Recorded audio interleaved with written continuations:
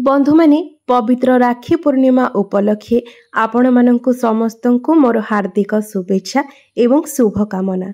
आपण मानंकर जदि वृष राशि होई थाए तेबे भिडियोटी को स्किप न करी शेष पर्यंत थरे निश्चय देखन। वृष राशि व्यक्ति विशेष मानंकर जीवन एही राखी पूर्णिमा ठारू संपूर्ण रूप से बदलिबाकु जाउछि, कारण ग्रह नक्षत्र मानक चलन रे एक बहुत बड़ परिवर्तन हेबाकु जाउछि, जहा फलरे एमानंक जीवन रे चलीथिबा समस्त दुख कष्ट एवं समस्यार अंत हेबाकु जाउछि एवं पुणी थरे खुशी फेरिबाकु जाउछि।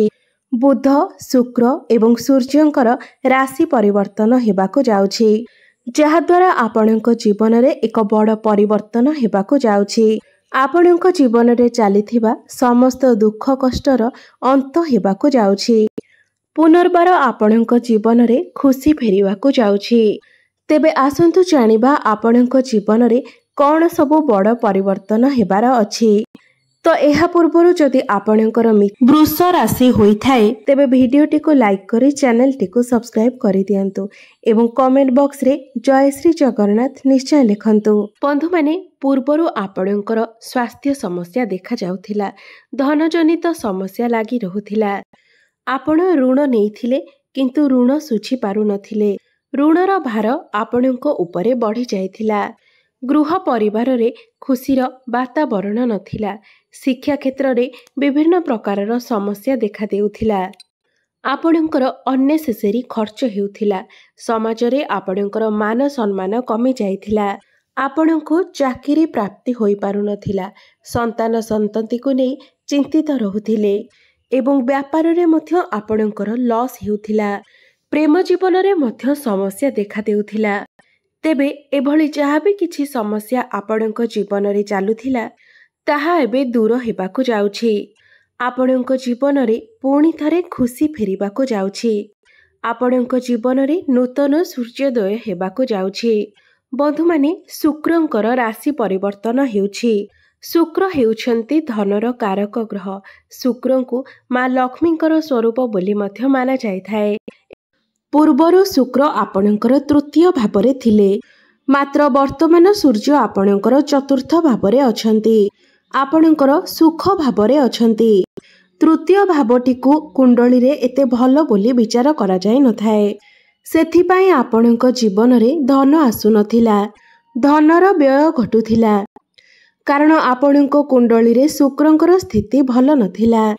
मात्र वर्तमान शुक्र आपणकर चतुर्थ भावरे अछंती, आपणकर सुख भावरे अछंती एवं तांको सहित बुध मध्य अछंती। बुधंकु नारायणकर स्वरूप बोली माना जाइथाए। आपणकर चतुर्थ भावरे बुध एवं शुक्र लक्ष्मी नारायण राजयोगर सृष्टि करुछंती। एही समय रे आपणकर सुखरे वृद्धि पाइब, मांकर सुख आपणको प्राप्ति हेबो। आपण कोनोसी जानवाहन जमी जमा किंबा प्रॉपर्टी इत्यादि किनि पारंती। बुध एवं शुक्र आपणकर चतुर्थ भावरे बसी आपणकर क्यारियर भाव को देखुछंती एवं आपणकर क्यारियर भाव अर्थात दशम भावरे शनिदेव अछंती एवं शनिदेव एठारे बहुत मजबूत स्थिति रे अछंती। तो एही राखी पूर्णिमा परर समय आपणको पाई बहुत भल रहिछि। आपणकर क्यारियर पाई एही समय अत्यंत शुभ अटे। आपण आपणकर क्यारियर रे बहुत अधिक उन्नति करिवे। आपणकर प्रमोशन हेबार मध्य जोग बनुअछि, मात्र क्यारियर रे आपणको टिके अधिक परिश्रम करिबाको पड़ी पारे। परिश्रम कले जाई आपणको सफलता अवश्य प्राप्ति हेबो, कारण शनिदेव हेउछंती कर्मर कारक ग्रह एवं बिना परिश्रम रे शनिदेव कदापि भी आपणको कोनोसी फल प्रदान करिवे नाही। सेथिपाई आपणको टिके अधिक परिश्रम करिबाको पड़ी पारे। परिश्रम कले ही आपण कर्म क्षेत्र रे बहुत अधिक सफलता लाभ करिवे। ऊपर ऑफिसरंकर सपोर्ट आपणको प्राप्ति हेबो। जेउमानंको पाखरे कोनोसी चाकरी बाकरी नाही सेमानंको नूतन चाकरी मध्य प्राप्ति होई पारे। तो यह केवल राखी पूर्णिमा पर ही नुहे, आगामी एक वर्ष पाई आपणकर क्यारियर पाई बहुत भल समय रहिछि। आपण देखिबे आगामी एक वर्ष भितरे आपणकर क्यारियर रे बहुत बड़ परिवर्तन हेबो। आपणकर समस्त कार्य सुरुखुरुरे होई जिवो, କାର୍ଯ୍ୟକ୍ଷେତ୍ର ରେ ଆପଣ ଏକ ଅଜବ ଶାନ୍ତିର ଅନୁଭବ କରିବେ। ଆପଣ ଆପଣଙ୍କର କ୍ୟାରିୟରକୁ ନେଇ କୌଣସି ବାହାର ସ୍ଥାନକୁ ଯାତ୍ରା କରିପାରନ୍ତି। ସମାଜରେ ଆପଣଙ୍କର ମାନ ସମ୍ମାନ ବୃଦ୍ଧି ପାଇବ। ଗୁରୁଜନମାନଙ୍କର ଆଶୀର୍ବାଦ ଆପଣଙ୍କୁ ପ୍ରାପ୍ତି ହେବ। ଆପଣ ଏହି ସମୟରେ ବହୁତ ଲୋକଙ୍କ ସହିତ ମିଶିପାରନ୍ତି। ଏହି ସମୟରେ ଆପଣଙ୍କର ବାଣୀ ମଧୁର ହେବ। ଆପଣଙ୍କର ବାଣୀ ଦ୍ୱାରା ଲୋକମାନେ ଆପଣଙ୍କ ଆଡ଼କୁ ଅଗ୍ରସର ହେବେ। ଆପଣଙ୍କୁ ଆକସ୍ମିକ ଧନ ପ୍ରାପ୍ତି ହୋଇପାରେ। କାରଣ ବୁଧ ହେଉଛନ୍ତି ଆପଣଙ୍କର ଧନ ଭାବର ଅଧିପତି। ଧନ ଭାବର ଅଧିପତି ହୋଇ ଆପଣଙ୍କର ଚତୁର୍ଥ ଭାବରେ ଅଛନ୍ତି। ଆପଣଙ୍କର ସୁଖ ଭାବରେ ଅଛନ୍ତି, ଯାହାଫଳରେ ଆପଣଙ୍କୁ ଧନର ସୁଖ ପ୍ରାପ୍ତି ହେବ। ଚାରିଦିଗରୁ ଆପଣଙ୍କୁ ଧନ ପ୍ରାପ୍ତି ହେବ। ପାରିବାରିକ ସୁଖ ଆପଣଙ୍କୁ ମିଳିବ। ଏହି ସମୟ ଆପଣଙ୍କ ପ୍ରେମ ଜୀବନ ପାଇଁ ମଧ୍ୟ ବହୁତ ଶୁଭ ସମୟ ରହିଛି। କାରଣ ବୁଧ ହେଉଛନ୍ତି ଆପଣଙ୍କର ପଞ୍ଚମ ଭାବର ଅଧିପତି ଏବଂ ଶୁକ୍ର ହେଉଛନ୍ତି ଆପଣଙ୍କର ଲଗ୍ନ ଭାବ ଅର୍ଥାତ୍ ପ୍ରଥମ ଭାବର ଅଧିପତି। ବୁଧ ଏବଂ ଶୁକ୍ର ଏକତ୍ର ଅଛନ୍ତି, ଯାହାକି ଆପଣଙ୍କର ଭଲ ପାଇବାର ସ୍ଥିତିକୁ ବୁଧ ଏବଂ ଶୁକ୍ର ମଜବୁତ ବନାଉଛନ୍ତି।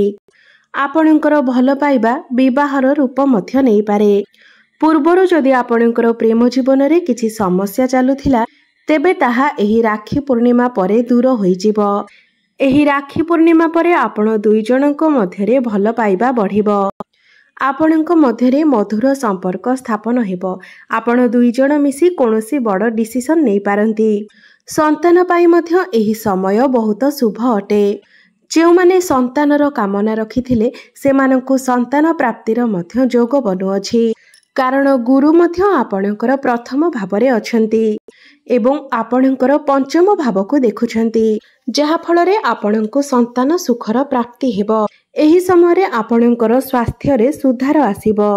ପୂର୍ବରୁ ଯଦି ଆପଣଙ୍କର କିଛି ସ୍ୱାସ୍ଥ୍ୟ ସମସ୍ୟା ଲାଗି ରହୁଥିଲା, ତେବେ ତାହା ଦୂର ହୋଇଯିବ।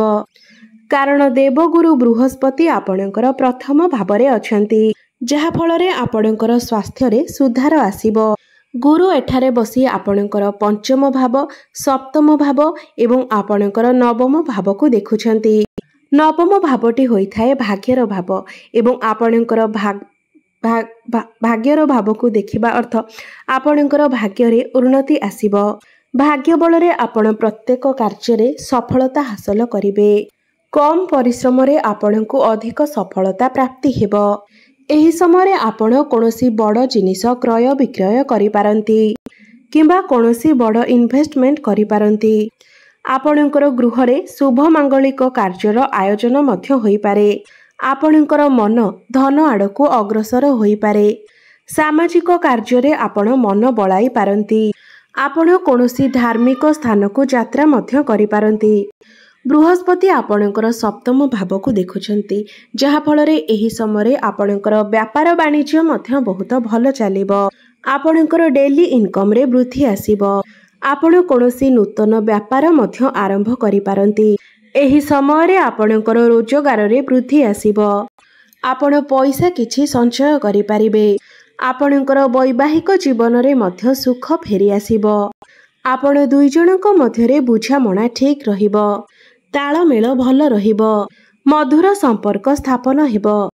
ଆପଣ ଦୁଇ ଜଣ ମିଶି କୌଣସି ଡିସିସନ୍ ନେଇପାରନ୍ତି। ଫ୍ୟାମିଲି ପ୍ଲାନିଂ ମଧ୍ୟ କରିପାରନ୍ତି। ଆପଣଙ୍କର ଲାଇଫ୍ ପାର୍ଟନରଙ୍କର କ୍ୟାରିୟରରେ ମଧ୍ୟ ଗ୍ରୋଥ୍ ଆସିବ। ଶିକ୍ଷା କ୍ଷେତ୍ର ବିଷୟରେ ଯଦି କଥା ହେବା ତ ଆପଣଙ୍କ ଶିକ୍ଷା କ୍ଷେତ୍ରର ଅଧିପତି ହେଉଛନ୍ତି ବୁଧ ଏବଂ ବୁଧ ଏବଂ ଶୁକ୍ର ଆପଣଙ୍କର କେନ୍ଦ୍ର ଭାବରେ ବିରାଜମାନ ଅଛନ୍ତି ଏବଂ ଏହାପରେ ଆପଣଙ୍କର ପଞ୍ଚମ ଭାବକୁ ଚଳନ କରିବେ। ତ ଏହି ସମୟ ଆପଣଙ୍କର ଶିକ୍ଷା କ୍ଷେତ୍ର ପାଇଁ ବହୁତ ଶୁଭ ରହିଛି। କାରଣ ବୁଧଙ୍କର ସ୍ଥିତି ଏଠାରେ ବହୁତ ଭଲ ରହିଛି। ଆପଣ କୌଣସି ଉଚ୍ଚ ଶିକ୍ଷା କରିବା ପାଇଁ ବାହାରକୁ ଯାଇପାରନ୍ତି କିମ୍ବା କୌଣସି ସ୍ଥାନରେ ଆଡମିସନ୍ ନେଇପାରନ୍ତି। ଆପଣଙ୍କର ଯଦି କୌଣସି ଏକ୍ଜାମ୍ ରହିଛି କିମ୍ବା ଆପଣ କୌଣସି ଫର୍ମ ଫିଲ୍ଅପ୍ କରିବା ପାଇଁ ଚାହୁଁଛନ୍ତି, ତ ଏହି ରାକ୍ଷୀ ପୂର୍ଣ୍ଣିମା ପରର ସମୟ ଆପଣଙ୍କ ପାଇଁ ବହୁତ ଶୁଭ ରହିଛି। ସରକାରୀ କ୍ଷେତ୍ରରେ ଆପଣଙ୍କୁ ସଫଳତା ପ୍ରାପ୍ତି ହେବ। କମ୍ପିଟେଟିଭ୍ ଏକ୍ଜାମ୍ରେ ମଧ୍ୟ ଆପଣ ସଫଳତା ପ୍ରାପ୍ତି କରିବେ। ତ ସବୁ ଦୃଷ୍ଟିରୁ ଦେଖିବାକୁ ଗଲେ ଏହି ରାକ୍ଷୀ ପୂର୍ଣ୍ଣିମା ପରର ସମୟ ଆପଣଙ୍କ ପାଇଁ ବହୁତ ଶୁଭ ରହିଛି। ଆପଣ ପ୍ରତ୍ୟେକ କ୍ଷେତ୍ରରେ ସଫଳତା ପ୍ରାପ୍ତି କରିବେ। ଆପଣଙ୍କ ଜୀବନରେ ପୁଣି ଥରେ ଖୁସି ଫେରିବାକୁ ଯାଉଛି। ତାହା ଶିକ୍ଷା କ୍ଷେତ୍ରରେ ହେଉ, ପ୍ରେମ କ୍ଷେତ୍ରରେ ହେଉ, ବୈବାହିକ ଜୀବନରେ ହେଉ, କ୍ୟାରିୟରରେ ହେଉ କିମ୍ବା ଭାଗ୍ୟ କ୍ଷେତ୍ରରେ ହେଉ, ଆପଣ ସମସ୍ତ କ୍ଷେତ୍ରରେ ସଫଳତା ପ୍ରାପ୍ତ କରିବେ। ଅଧିକ ସଫଳତା ପ୍ରାପ୍ତି କରିବା ପାଇଁ ଆପଣ ପ୍ରତ୍ୟେକ ଦିନ ଶୁକ୍ରଙ୍କର ବୀଜ ମନ୍ତ୍ରର ଜପ କରନ୍ତୁ। ଓମ୍ ଦ୍ରାଂ ଦ୍ରିଂ ଦ୍ରୌଂ ସହ ଶୁକ୍ରାୟ ନମଃ। ଏହି ମନ୍ତ୍ରକୁ ଆପଣ ପ୍ରତ୍ୟେକ ଦିନ 108 ଥର ଜପ କରନ୍ତୁ। ଆପଣଙ୍କୁ ଶୁଭ ଫଳ ପ୍ରାପ୍ତି ହେବ। ଏହା ସହିତ ଆପଣ ପ୍ରତ୍ୟେକ ଦିନ ମା ଲକ୍ଷ୍ମୀଙ୍କର ପୂଜା ଆରାଧନା କରନ୍ତୁ ଏବଂ ପ୍ରତ୍ୟେକ ଦିନ ହନୁମାନ ଚାଳିଶାର ପାଠ କରନ୍ତୁ ଏବଂ ପ୍ରତ୍ୟେକ ଦିନ ସୂର୍ଯ୍ୟଙ୍କୁ ଜଳାର୍ଘ୍ୟ ଅର୍ପଣ କରନ୍ତୁ। ଆପଣଙ୍କୁ ଶୁଭ ଫଳ ପ୍ରାପ୍ତି ହେବ। ଭାଗ୍ୟରେ ଉନ୍ନତି ଆସିବ। ଆପଣଙ୍କର ଜୀବନ ମଙ୍ଗଳମୟ ହେଉ, ଏହା ହିଁ ଈଶ୍ୱରଙ୍କ ନିକଟରେ ମୋର ପ୍ରାର୍ଥନା। ଧନ୍ୟବାଦ।